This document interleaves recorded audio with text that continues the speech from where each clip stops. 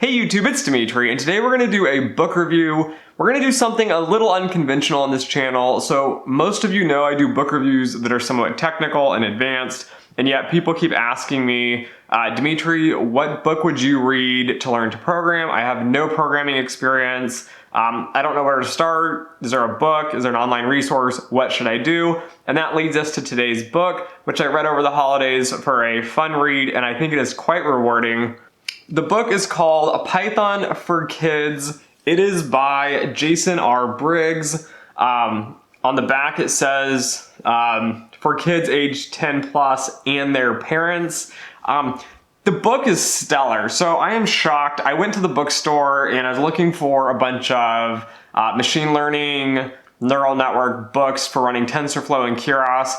Anyways, I saw this book and I thought it'd be pretty cool to get. I put it on my Christmas list. My wife ended up buying it for me and I read it. And I'm gonna tell you, if you have no programming experience, this is the book for you. This book is amazing. It is extremely well written. I can't thank Jason Briggs enough for seriously how great this book is. And I'm gonna tell you why I recommend this book. Okay, so this book is not going to be the book that teaches you how to code a model. Okay, this book is going to teach you how to program in Python, but more specifically, this book is going to teach you computer science skills. Okay, so I've seen so many sources out there that are going to teach you how to hurry and quickly program a stats model or a neural network or something, and that's fine. But this book actually teaches you things, for example, how do you use classes? So most people out there that are programming, so not computer scientists that are programming, like statisticians, for example, don't quite understand classes unless you've actually taken a programming class, like a computer science class, on C++ or Python or something where it's very specific.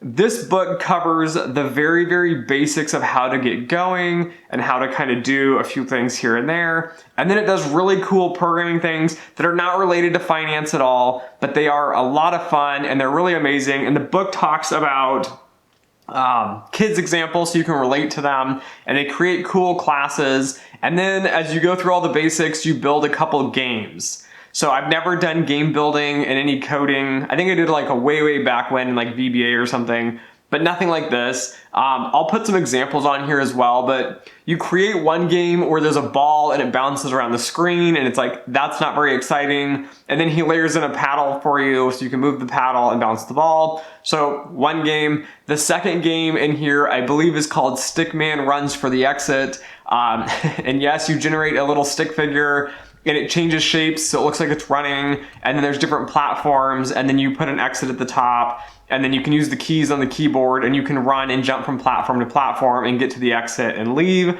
And it talks about everything from like designing the background to doing the little platforms. And that leads me to kind of the final point here of this book, which is really well done, is going to be the problems at the end of each chapter. So when I read the beginning of the book, I've been programming in Python for some time now. I've been programming in C++, for example, since 2006. So it's been a while. I've been doing this quite a bit. So when you read the first few chapters, it's kind of boring for someone who's already done it. But the actual questions and problems at the end, I think, are very helpful for solidifying the answers and how you do things. And it stretches your thinking a little bit. So like you understand this piece and you understand this other piece from a different chapter. And then he makes you essentially utilize both of these in a new and unique way, and you got to solve it. And again, there's solutions online on his website. So I really like the problems. The game at the end, the code is quite complicated. So I think it's a really good use of seeing how classes and objects are used, and then how you layer them all together in a code, how you get them all to run. I should also note he just uses the idle shell for Python in here. So you're not going to be using like Anaconda and all that stuff. It's best to use the idle shell. I found far easier. Again, coding's very simple.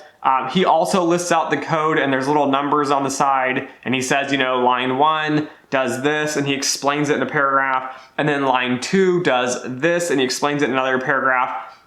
It's just really well written, and I can't say enough about the writing. The writing is crystal clear. It's simple to learn, yet I think a lot of the concepts are just missed in other books. And other books just give you like a cookie cutter cookbook style where this does this, this does that. This book tells you things and then it utilizes them in fun, creative little examples. If you're a kid wanting to learn this, so if you're like 10 years and up, I guess, or yeah, I think 10 years and up, I think this would be an awesome book to read. I found it interesting at reading this at 31 years old. I think this is just an excellent book for anyone who wants to get started in Python and has not done so.